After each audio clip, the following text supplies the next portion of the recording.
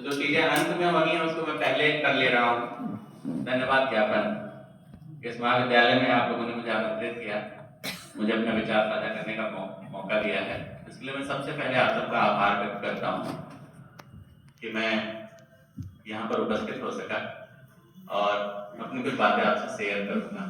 दलित साहित्य की बात हम लोग यहाँ पर करेंगे और उससे आज के जमाने में वैसी कोई चीज है नहीं जिससे हम लोग परिचित नहीं हैं।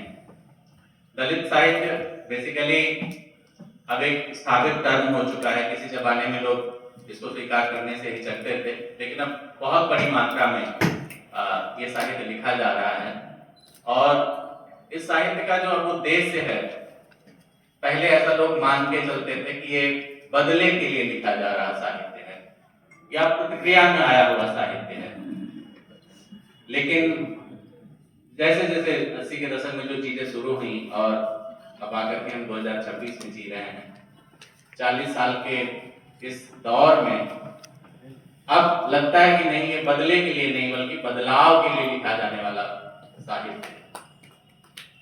और अगर हम इस संवेदना के साथ लिटरेचर को, इस साहित्य को पढ़ेंगे तो हम जान पाएंगे कि ये जो एक बड़ा वर्ग है जो हमेशा हाशिए पर रहा, जिसे धुतकार दिया गया, और दूसरे शब्दों में कहें कि देखिए ये बहुत सारी ऐसी चीजें हैं जो हम जन्मजात लेकर के पैदा होते हैं। मैं आज सुबह संजीव जी से जब बात कर रहा था तो हम लोग कास्ट और क्लैन पे बात कर रहे थे कि बहुत सारी ऐसी चीजें होती हैं जो जातियों के साथ इनहेरिट्स के रूप में हमारे साथ जुड़ के आती है। बहुत बार हम किसी के बारे में कुछ कहना चाहते हैं तो हम बस इतना ही पता लगाते हैं कि वो व्यक्ति कौन सी जाति का है। जाति बहुत सारी चीजों को तय कर देती है और शायद हमारे धर्म की, जिस धर्म में हम लोग पैदा हुए, हिंदू धर्म जिसको हम लोग कहते हैं, शायद, मुझे पूरी जानकारी तो नहीं है लेकिन मैं ऐसा शायद लगा के कह रहा हूँ कि शायद ये पहला ऐसा धर्म है जो जन्म के आधार पर भेदभाव करना सिखाता है। मैंने जो बच्चा पैदा हुआ उसको ये नहीं पता है कि वो कहाँ पैदा हुआ। ऐसे बोध वाली स्थिति तो हो सकता हो 5 साल 6 साल 7 साल की उम्र में जान पाता हो, लेकिन जन्म के आधार पर हम उसको तय कर देते हैं कि उसको क्या सुविधाएं मिलेगी और किन चीजों से वो वंचित रहेगा। शायद दुनिया में ऐसा कोई दूसरा धर्म नहीं है जो जन्म के आधार पर अपने बच्चों को इस तरह की कोटि श्रेणी में डाल देता हो। और जब हम बहुत सारी चीजें तय कर देते हैं कि जन्म से तय होंगी, आप किस लोकेशन में पैदा हुए हैं तो कौन सी चीजें आपको मिलेंगी, और किस लोकेशन में आप पैदा हुए हैं तो कौन सी चीजें से आप वंचित रहेंगे। तो पहली बात तो ये कि दलित कोई जानबूझ के तो पैदा नहीं होता और एक समाज का बड़ा वर्ग है जिसको हम लोग दलित कहते हैं। जैसे दलित विमर्श दलितों ने नहीं शुरू किया, स्त्री विमर्श स्त्रियों ने नहीं शुरू किया, आदिवासी विमर्श आदिवासियों ने नहीं शुरू किया। इसके शुरू करने वाले जो लोग हैं वो बहुत सारी चीजें तय करते हैं और समय से बहुत ज्यादा आगे हैं, उनसे हम लोग सब लोग बहुत भली भांति से परिचित हैं। तो ये जो दलितों के साथ जो पूरा का पूरा उनका लिटरेचर आया उससे हम आज परिचित हैं। आज विश्वविद्यालयों में, महाविद्यालयों में या जो साहित्यिक संवेदना के व्यक्ति हैं, पढ़ने लिखने वाले व्यक्ति हैं, उस तरह के साहित्य से ठीक ठीक परिचित हैं और अपने दुख को, अपने दर्द को, अपनी पीड़ा को व्यक्त करने का जो माध्यम है वो साहित्य है। साहित्य बहुत बड़े बदलाव की बात करता है और साहित्य इसलिए क्योंकि वो लंबे समय तक परिवर्तन का आकांक्षी होता है।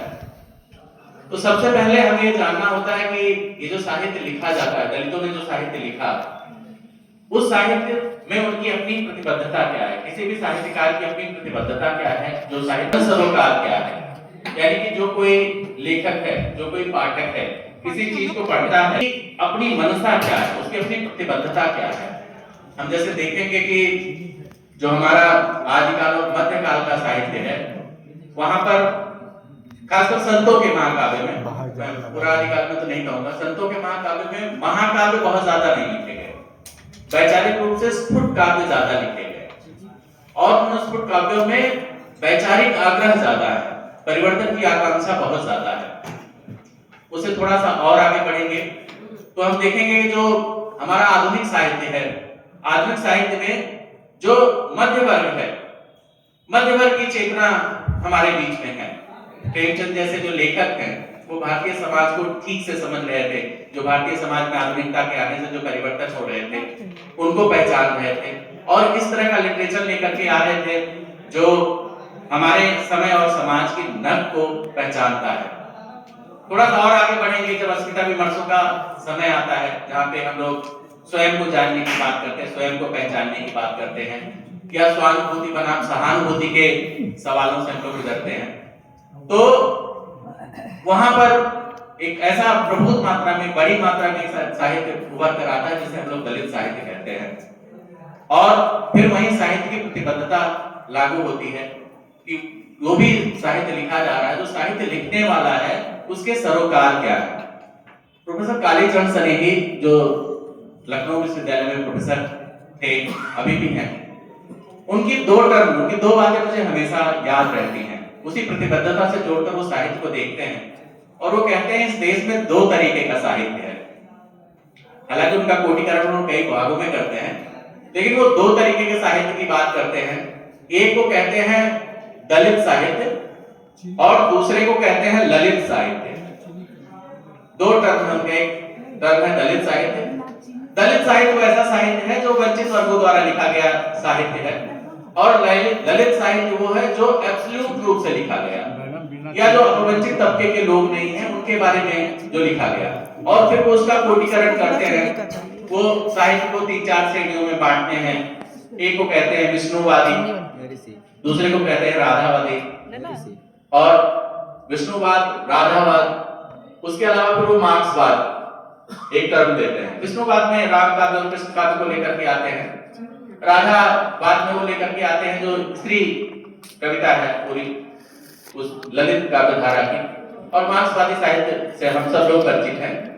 इसके बरक्स फिर वो खड़ा करते हैं दलित साहित्य को, और उनकी जो मंशा होती है तो वो खड़ा करते हैं कि जो साहित्य है वो साहित्य बेसिकली अपनी प्रतिबद्धता से निकल कर आता है, और जो प्रतिबद्धताएं हैं वहीं से पता चलता है कि वो प्रतिबद्धताओं के आधार पर ही चीजें तय होती हैं कि आप किस खेमे में जाकर के बैठेंगे। साहित्य और संवेदना की दुनिया वैसे तो व्यवहारिक तौर पे हम लोग बोलते हैं कि बहुत व्यापक तौर पे बैठी हुई है, बहुत उसका जो धरातल है बहुत व्यापक है, उसकी जो यानी कि साहित्यकार की ना कोई जाति होती है, ना कोई धर्म होता है, ना कोई क्षेत्र होता है। लेकिन जब बहुत माइन्यूट ढंग से हम देखते हैं तो हमें ये समझ में आने लगता है कि उस लेखक की अपनी प्रतिबद्धता क्या है, और लेखक का वहीं से तय होता है कि लेखक की अपनी जाति भी होती है, लेखक का अपना धर्म भी होता है, लेखक का अपना क्षेत्र भी होता है, और लेखक की अपनी पूरी वैचारिक सरणी होती है। इन सरणियों के बीच में बैठ करके लेखक किसी भी चीज का निर्माण करता है, अपनी चेतना का निर्माण करता है, अपने लेखन को सामने लेकर के आता है। अब ये पूरे का पूरा जो दलित साहित्य है, जिन चीजों से हम लोग रूबरू होते हैं, उसमें मूलतः जो लड़ाई है वो लड़ाई वैचारिक आधार पर है। बाबा साहब अम्बेडकर कहा करते थे कि बेसिकली विचार ऐसी चीज है जिसको अगर हम लगातार नहीं सींचेंगे तो वो उस फूल की तरह, उस फूल के पौधे की तरह है जो अगर हम उसे पानी नहीं देंगे तो सूख जाएंगे। विचार भी इसी तरह की हैं, और जो हमारी प्रतिबद्धताएं तय होती हैं उन्हीं विचारों से तय होती हैं कि हम किस तरह का लेखन स्वीकार कर पाएंगे। अभी हाल ही के दिनों में, खासकर 4-5 दिनों में यूजीसी का एक एक्ट आया है, बड़ी चर्चा हो रही है, सोशल मीडिया पूरा भरा पड़ा है। उसमें ऐसा कुछ भी नहीं है जो पहले नहीं था, उसमें ऐसा कुछ भी नहीं है जो आगे बहुत कुछ कर देगा। उससे भी बहुत कड़े कानून मौजूद हैं, बहुत सारी कमेटियां मौजूद हैं, उनके रिकमेंडेशंस मौजूद, उसमें नया कुछ भी नहीं है। लेकिन वो प्रतिबद्धता है जो लोगों को दो वैचारिक धरातलों में बांट दे रही है, और एक तरीके से ऐसे लग रहा है जैसे कितने बड़े, अभी थोड़े दिन पहले जो हम लोग एक हिंदू भाई करके बात कर रहे थे, सब हिंदू हैं, यहीं आकर के हमें पता लगता है कि हम एक लेवल पे हम वैचारिक रूप से हम वसुधैव कुटुंबकम की बात करते हैं, श्रीमंतो विश्वमानव की बात करते हैं, ग्लोबल विलेज की बात करते हैं, और अपने ही जो मैंने शुरू में बात कही कि जन्म के आधार पर जैसे हम किसी से भेदभाव करते हैं, उसी तरह का भेदभाव हमारे इसी खाने में आकर के दिख जाता है। ये भेदभाव लेखक में भी है, और जब हम इसको अस्मिता के नजरिए से जब इन सारे सवालों को हम देखते हैं तो पहली बात तो यह है कि जो अस्मिताओं की अपनी राजनीति है, जो टर्म है, वो शायद ठीक है, पहचान के संकट तक आकर के जुड़ता है। और पहचान के संकट के साथ जो चीजें होती हैं वो मैं एक आलेख पढ़ रहा था, उसमें था कि ये जो दलित साहित्य है उसकी जो प्रतिबद्धता है, उसकी जो अंतिम परिणति है, वो ऐसा लगता है कि चेहरा चमकाने तक है, सेल्फ प्रोजेक्शन के लिए है। और उस सेल्फ प्रोजेक्शन के रूप में जो साहित्य आता है, यानी कि जो उसकी परिणति है, साहित्य की जो परिणति है, दलित साहित्य जैसे आया एक उबाल के साथ आया, हालांकि बहुत सारी तोहमतें उन पे लगाई गई, लेकिन अपने जिस टूटे रूपों में, बिखरे रूपों में, जिसको स्वीकारता उस रूप में मैंने नहीं मिली, स्वानुभूति बनाम सहानुभूति के सवालों को उसे नकारने की बात की गई। इन सारी चीजों को दरकिनार करते हुए साहित्य आया और एक ऐसे साहित्य बदलाव चाहता था। जो साहित्य लिखा गया, जो उसने दुख दर्द अपना जैसा भी झेला, उस दुख दर्द को जिस रूप में भी व्यक्त किया, वो इसका ये उद्देश्य नहीं था कि ये दुख दर्द हम लोग जानते नहीं। जैसे मैंने कहा कि बाबा साहब अम्बेडकर कहते थे कि विचारों को सींचना चाहिए, तो वैचारिक रूप से ऐसा नहीं कि हम दलितों की उस दुख दर्द को महसूस नहीं करते हैं, हम माने उसमें सहभागी हैं। हम मनुष्य के रूप में दलित साहित्य का भी जो अंतिम उद्देश्य है वो एक मानवतावादी दृष्टि ही की स्थापना ही है, एक ऐसे समाज की स्थापना है जिसमें ऐसा ना हो कि किसी की कोठी, किसी का महल बहुत बड़ा हो और अगल बगल का पूरा जो परिवेश हो उसमें जो जो बढ़िया हो और अच्छा हो। ऐसा किसी भी देश के लिए अच्छा नहीं है। तो जो दलित साहित्य था वो एक ऐसे, या दलित साहित्य जो है, था तो कहना ठीक नहीं है, जो है उसका उद्देश्य ऐसा है जो समतामूलक समाज की स्थापना, बाबा साहब अम्बेडकर जिसकी कल्पना करते थे कि समता, बद्धता, न्याय सबके लिए उपलब्ध हो, इस तरह की चीजें दलित साहित्य का भी उद्देश्य है। दलित साहित्य ने जो जोड़ा उसमें बड़ी बात थी, बिहार के एक बड़े लेखक हैं, उतना चर्चित नहीं है, दुनियादारी में बहुत ज्यादा नहीं रहते हैं, गया के रहने वाले हैं, रहते थे जपला पलामू, उनका नाम है विपिन बिहारी। विपिन बिहारी की कहानियां मैंने विशेष रेफरेंस में इस बात को यहाँ पर जोड़ रहा हूं। विपिन बिहारी की जो कहानियां हैं वो कहानियां कैसे परिवर्तन की आकांक्षी हैं। दलितों में बहुत सारे, दलित साहित्य ने एक लंबी दूरी तय करी है और 3-4 पीढ़ियों का लेखन उसमें रहा है। अभी मैंने जो बड़े लोग हैं, मैंने दलित साहित्य में जिनको बड़ा नाम कह सकते हैं, उन लोगों को लोग पढ़ते रहे हैं, शिवराज सिंह बेचैन हो गए, जयप्रकाश वर्धन हो गए, अनीता भारती हो गई, लेकिन विपिन बिहारी तक लोग नहीं आए हैं। विपिन बिहारी की कहानियां, उनके 8 उपन्यास हैं और लगभग 2 दर्जन किताबें उनकी हैं। तो मैं उनकी कहानी का यहाँ एक रेफरेंस दे रहा हूं कि उन्होंने लिखा सामाजिक परिवर्तनों में कि कैसे जो समाज बदल रहा है, उन बदलने में कितने कितने लोग कैसे कैसे बाधा हैं। उनकी एक कहानी है लागा झुलनिया का धक्का। उस कहानी में बिहार की कहानी है और प्रतिरोध के जो न्याय और प्रतिरोध के जो रास्ते तय होते हैं, दलित साहित्य ने क्या ला करके दिया।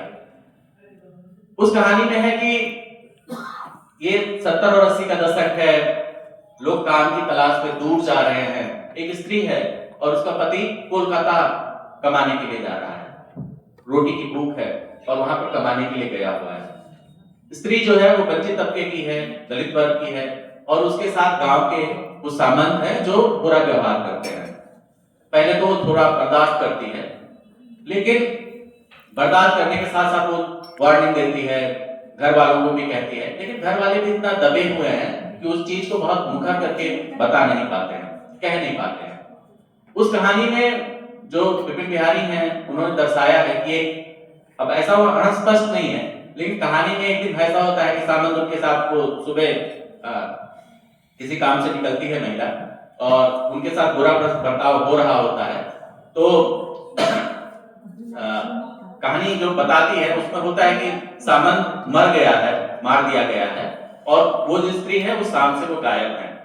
तो ये जो बदलाव आ रहा है, यानी कि न्याय के लिए जो पहले जो लोग सह ले रहे थे, सहन कर ले रहे थे, वो अब प्रतिरोध के रूप में दिखाई देने लगा है और इस प्रतिरोध का जो इंगितीकरण है अब वो लिटरेचर में साफ साफ दिखाई दे रहा है। तो ये जो साहित्य है बदले के लिए नहीं, बदलाव के लिए है। और ये पूरे का पूरा, आप चाहे जूठन ले लें, आप मुर्दैया ले लें, आप किसी भी कहानीकार की कहानियों को ले लें, स्त्री कथाओं को ले लें जहाँ दोहरा अवसाद की बात आती है, इन सारी चीजों का उद्देश्य ऐसे एक समावेशी समाज के निर्माण की पृष्ठभूमि तैयार करनी है जहां पर वो देश के हित में भी है, समाज के हित में ही है, वैश्विक हित में है कि न्याय और प्रतिबद्धता उनके साथ आए। मैं क्षमा चाहते हुए एक छोटी सी कविता, क्योंकि कविता का एक सत्र रखा गया है और शायद उस समय तक रोक पाना मुश्किल होगा, तो मैं अपनी एक छोटी सी कविता आप सबके सामने यहाँ सुनाना चाहूंगा।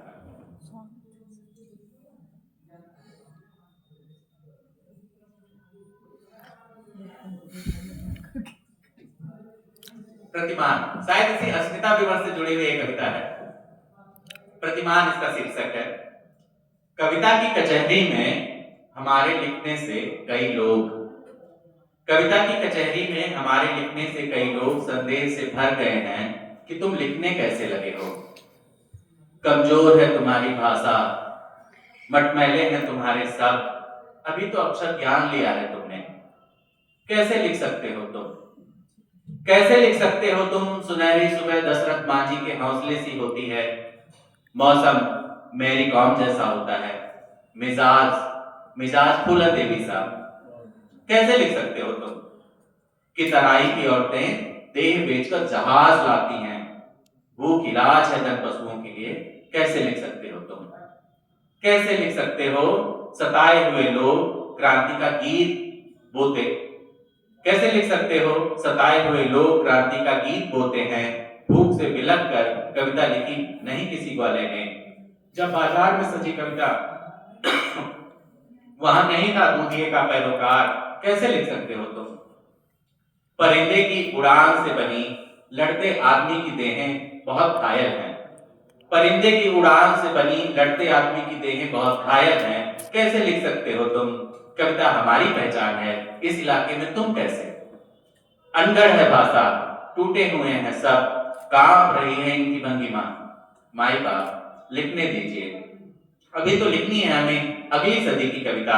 हम तैयार कर रहे हैं संगीत की सुंदरतम धुन, कला के मोहक रंग, कविता में चाहतों का इच्छित इतिहास, आदमी के आदमखोर होते जाने की पीड़ा, नगर से गांव की तरफ लगातार बढ़ रही धुंध। हमें लिखने दीजिए पोथी, हमें लिखने दीजिए पोथी, हमारी यही अनगढ़ता प्रतिमान बनेगी एक दिन हमारी कविता में। शुक्रिया।